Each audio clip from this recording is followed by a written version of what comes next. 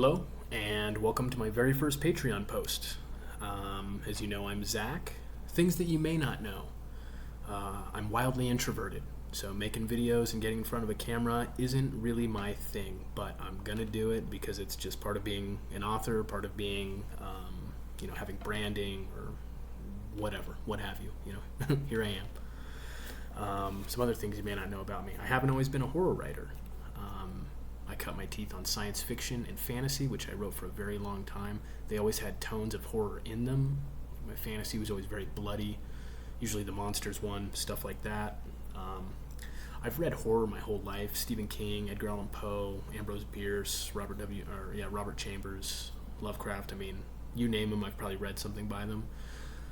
But for some reason, I just avoided writing horror for a long time.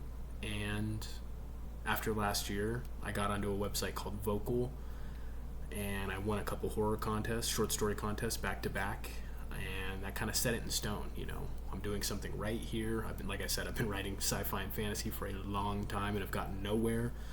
Lots of submissions, no acceptances, and definitely didn't win any short story contests. So after I got the W and I got the gold in those, I decided that horror's my new thing, so I'm going to hang out here.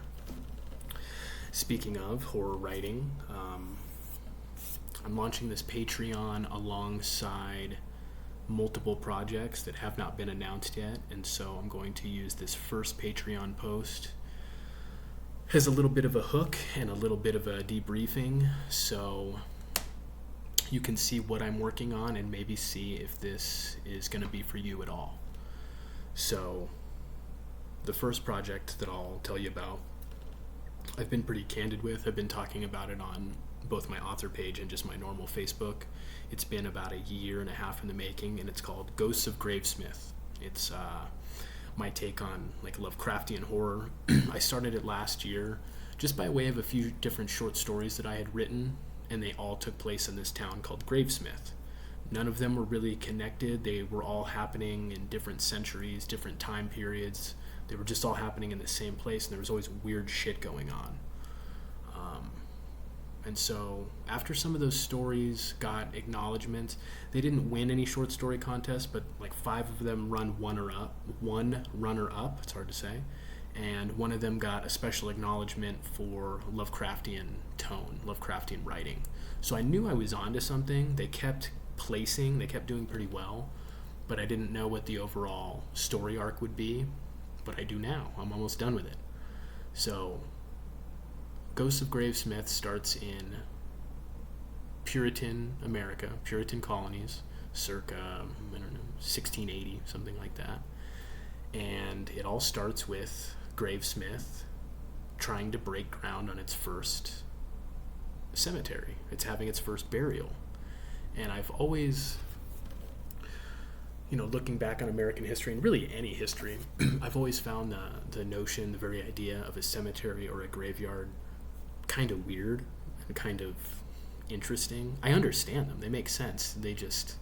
There's something about a graveyard that, there's a lot of things about a graveyard that just kind of make you wonder, And I would wonder often about, there were towns that didn't have graveyards, if you get what I'm saying. When a township started, technically no one had died yet.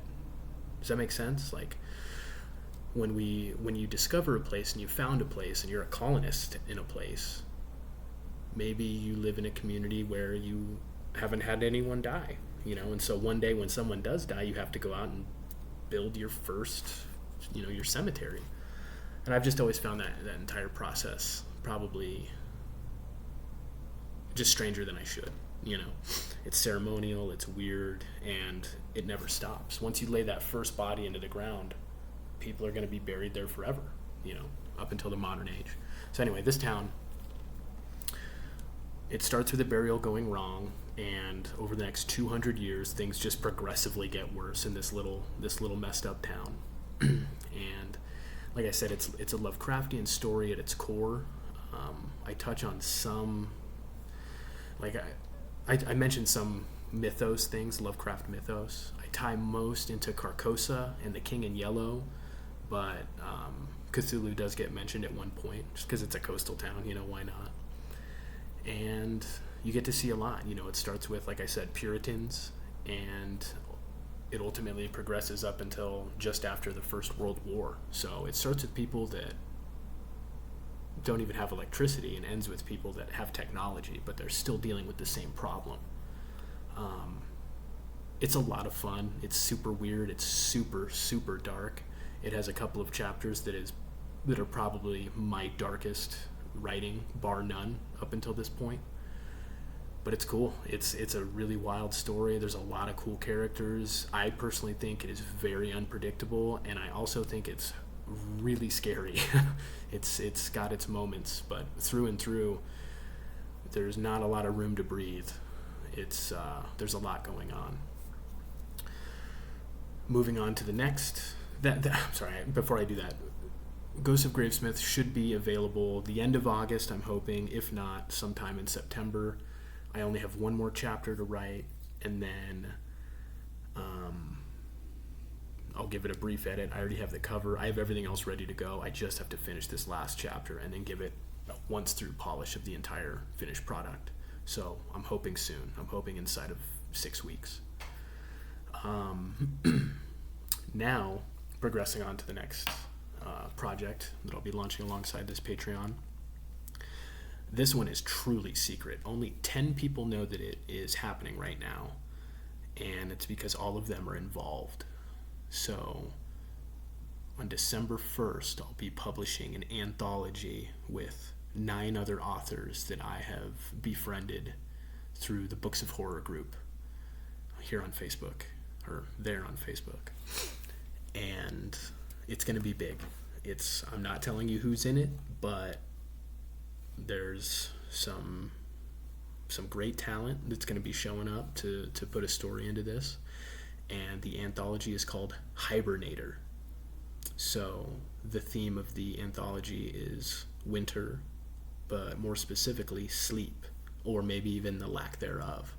Because as we know, winter is the long season, and a lot of things sleep longer, even hibernate, whether that's voluntary or otherwise, kind of leaving that up to the authors. But winter-based horror with a sub-focus on sleeping and the rituals around it. I'm expecting some really creepy, really weird stories. Some of us already have our pieces done, and they're fucking good. They're really creepy. So if you're looking for something to read this winter, look out for Hibernator. It should be ready to go on December 1st. And now for the big one. This one I've talked about briefly with some people, but I've yet to make an official announcement about this. And this is kind of the flagship announcement for the Patreon, just because it's going to be such a long process. I suspect it'll take me 8 months or so, at least, probably a year. But I'm going to, after I finish Ghost of Gravsmith, again in the next 6 weeks, I'm going to jump into my next novel, which is called Varicose. Varicose is based on a dream that I had probably 10 years ago when I was in college. And I'll just give you a brief rundown of the dream, just for fun. In this dream, I was not myself, but I was my father. And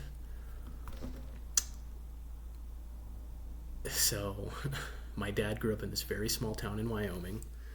And so in this dream, my father and his brother are walking to school one morning. And it's Wyoming, so it's winter time, there's snow, it's windy, there was a bad storm the night before. And as they're walking along, they see this cave, this weird opening to this cave kind of laid into the side of this hill. And they've never seen that before. They walk to school every day. How the hell have they never seen this opening in the side of the hill?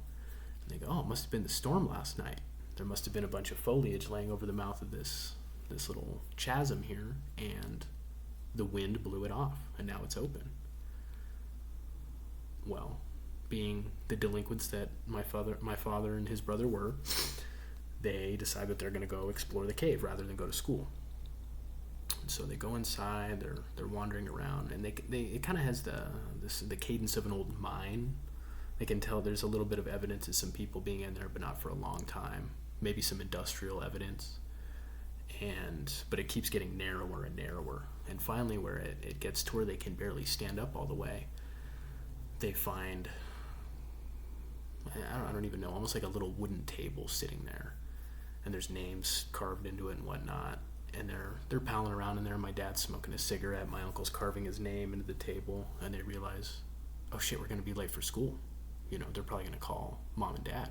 We're fucked. So instead of running back out of the cave, they decide to press on through it, hoping that it'll spit them out on the other side of this hill. Because if it does, they'll be closer to school. And sure enough, it does. The tunnel goes all the way through the hill. They come out on the other side. They can see the school. Awesome. And as they're, trundling down this hill, running to campus so they're not late, my uncle realizes, shit, I forgot my lunch in there. My uncle had been carrying a bagged lunch in this dream. And when he went to carve his name into the table, he set it down. And then when they decided to leave, he just walked away from it. Well, it would take him 10 minutes to go back there now to collect it. So he just says, I'll just go hungry today, and we'll take the cave back through to go home after school, and I'll grab my lunch then. Well, the day progresses, yada, yada, yada. This is all in a dream, again, mind you. And eventually they go back to the cave. And they're talking, they're palling around. They make sure that no one sees them go in because they kind of want to keep it a secret. They know it's cool. They know it's kind of exclusive. And when they get back there to where this table was in the cave, the paper bag that my uncle's lunch was in has now been ripped apart. And all of the food that was inside is kind of scattered everywhere. The chips are still in the bag. The gummy fruit snacks aren't disturbed. The peanut butter cookies aren't chewed on. All of the food is intact. They're assuming an animal got into it. All of the food is intact except for the sandwich. And it's been pulled open, and something has pulled the roast beef out and sucked all the blood out of it and then thrown it down. So even the meat to the sandwich is still there, albeit very dry and dehydrated, almost like jerky. And they're looking at this like, what would drink the roast beef but not eat it? Even a mouse would eat this, you know what I mean? And that's when they're kind of looking around. It's this really narrow part of this cave, and they notice kind of a cut in the wall that almost only a child could fit through, this big, narrow crack in the wall. They're looking back in there, and they think, there's got to be something back there, They start shuffling back, they crawl back, and in the back of this cave, because this chasm eventually opens up into a room, a big circular room, where there is another table, and a chair, and a chest, and even what looks like a little bit of bedding, pile of books, belongings. It's almost like a hermit lives back here. And they're getting creeped out like, okay, we discovered something that maybe we shouldn't have. And what they find back there is a vampire hanging from the ceiling. And he's got some old French name that they can barely pronounce, like Varicose or something like that. And so they just call him Varicose because they know what that means. Grandma's got varicose veins. His name kind of sounds like that. That's the nickname that he accepts. And so, again, I'm not even giving you a rundown of the book. This was just a weird, super weird dream that I had in college. And that is going to be the plot line of this novel of Varicose. Two boys discover a vampire that lives in this cave outside of their very rural community. And after they make that discovery, shit starts going wrong in town, all over. And, I don't mean like tragedies and car accidents. I mean like people all over the community start turning up in comas. They find a guy in the park in a coma. They find a guy trying to open up his grocery store. He gets there every morning at 5 a.m. He's in a coma, And so these kids just kind of assume that this vampire that they've accidentally woken up is feeding, like most of us would. And that's not the case. I'm not going to tell you any more about the plot, but that is just the gist of it. Boys find vampire, bad shit starts to happen, and it gets really weird from there. So if any of this sounds cool to you at all, These are the 3 projects that I'm going to be launching my Patreon around: Ghosts of Gravesmith, the Hibernator anthology, which will be featuring some big names. I'll be making more announcements about that soon as we get closer to December, and Varicose, which is my true blue debut vampire novel, which is going to be super dark and weird. If any of those sound cool to you at all, I would love to have you on board. This is where you can get exclusive updates. This is where I'll be working out the plot and the characters, and also, of course, where you can catch my Create Your Own Horror live monthly chat sessions where we write a short story together. Thanks for stopping by. Have a great day.